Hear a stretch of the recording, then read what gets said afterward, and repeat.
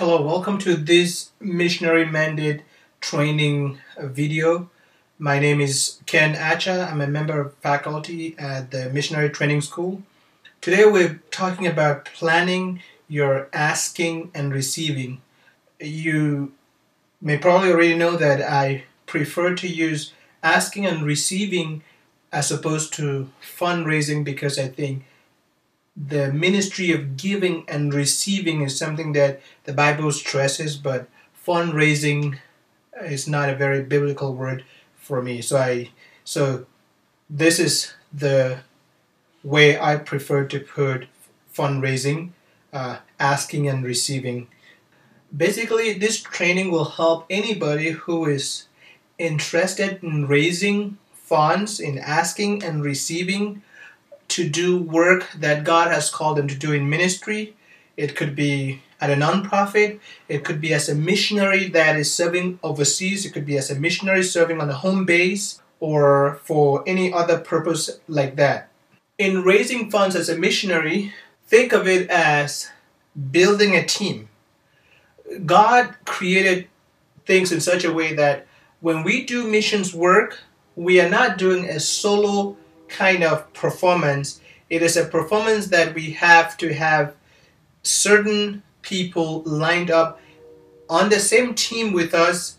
It's like playing on a team, a soccer team or a basketball team. You cannot do the game alone. You have to have other people on your team. So creating a mailing list is basically putting together people that you know, acquaintances, families, friends. You write their names down.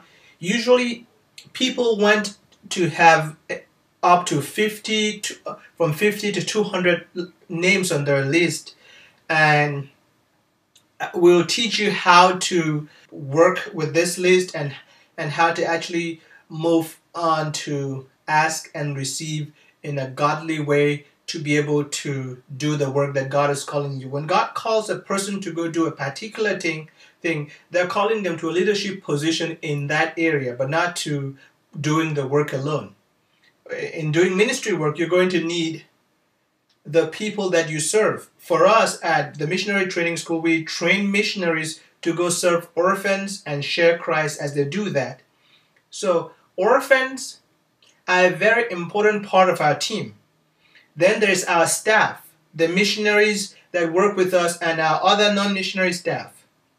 Then there's our supporters that provide financial support and prayer support. Each person in any of these three portions of our team is equally important. We cannot do ministry without having the orphans that God has called us to serve. They are vital. We cannot do ministry without having each other as staff or missionaries. And we cannot do ministry without having the support, the financial and prayer support. And God intended it like that for a purpose. He wants us to work as a team, to work in unity. Unity is a very big thing for God when it has to do with serving Him. And the body of Christ is not one person. It is all Christians working together in unity, not being uniform, but agreeing and supporting one another to do the work of ministry. So that's a very important thing. So the first step is you create a list, and you create the list by writing the names of people, family members, friends, everybody that you know pretty much has to be on your list. Don't refuse to include some people because you prejudge that they will not support. Just write every single name, and then the sorting out and categorization will be done later. So the next thing that you need to do is determine your need, your ministry need. And the way to determine your ministry need is to look at what is going to cost you financially to do ministry, and what is going to cost you in terms of prayer to do ministry. So your focus when you want to raise financial support is financial support. Don't mix that with prayer, but these people who give their financial support are the most likely people to pray for you also. So when they are supporting financially, you need to build them up to go beyond the financial support.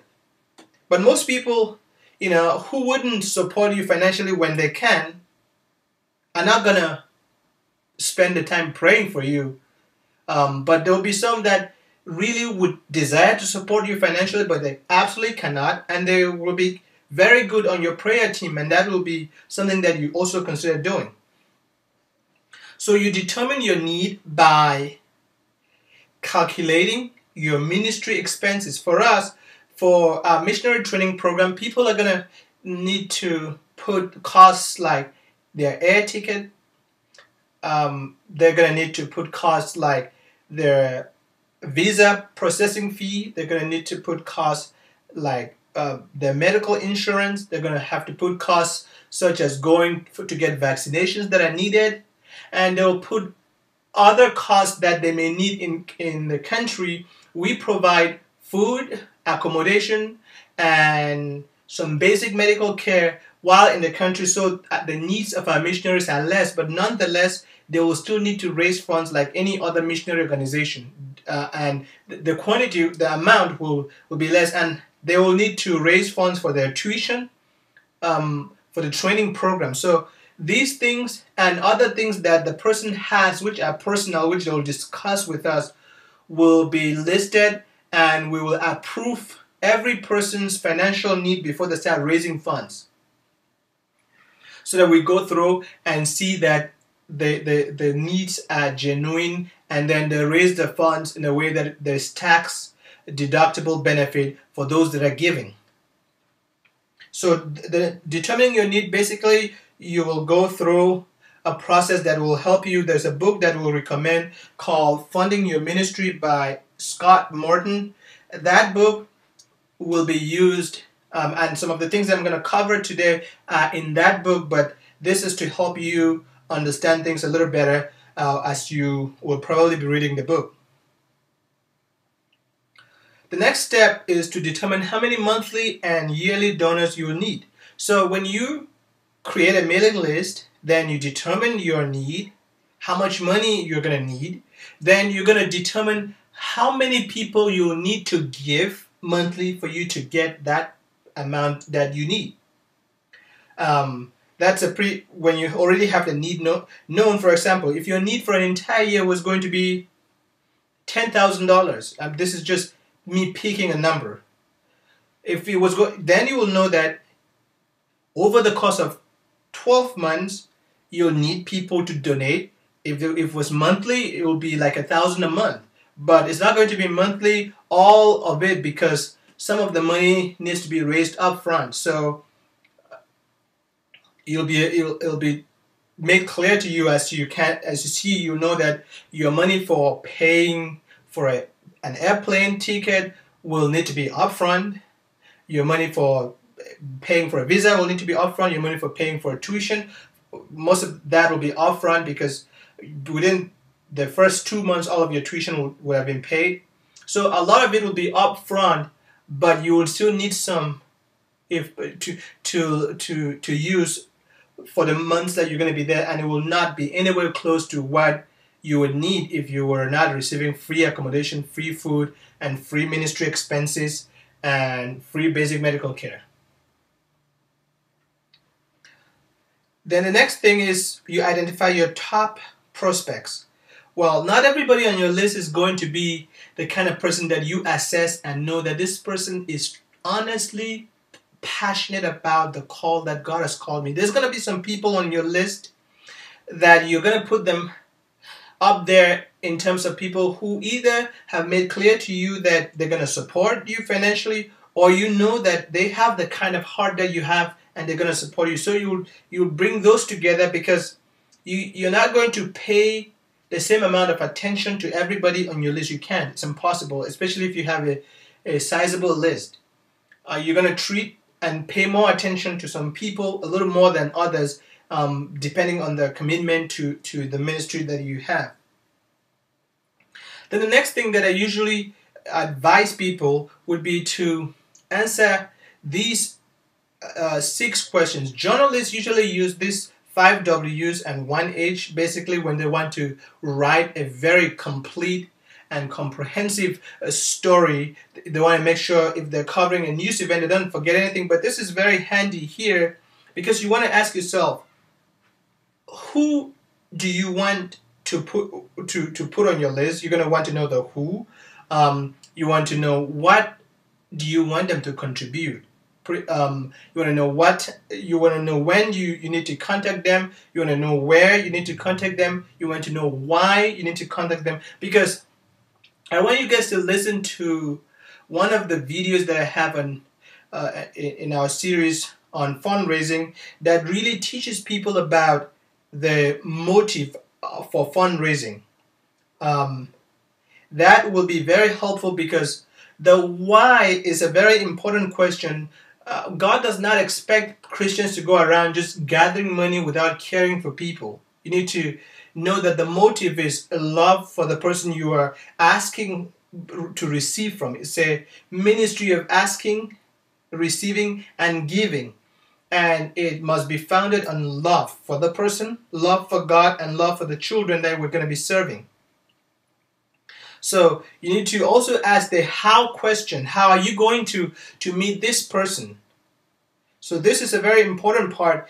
You want to put down who you're going to meet. You want to put down when you want to meet them, where you're going to meet them, what you're going to talk to them about, and what amount you're going to ask them to give. And you could have a chart that you basically have all these drawn out so that you can then fill the people's names and the amounts and everything. And we have a sample form that will give you, which actually will be found in the textbook also, that you'll use. Then the last thing that is important at this stage is to draft an action plan. Basically, an action plan will be having goals set with specific dates when you plan to accomplish certain things. And this is not only specific to asking and receiving or fundraising. In many organizational things that you need to do, you have to have an action plan that has specific goals. You have a vision goal. Your vision goal in this case will be to raise the support that you need. But you break that down into manageable goals, like by this date I would have done that, by this date I do that. But that way, when all those small goals are attained, you achieve your overall vision. Well, this is it for this video. Again, my name is Ken Acha. I'll be doing the next video to further teach you on the things that you need to do to raise your support as you work to care for orphans with us at Shaping Destiny or with any other organization that God calls you to serve with.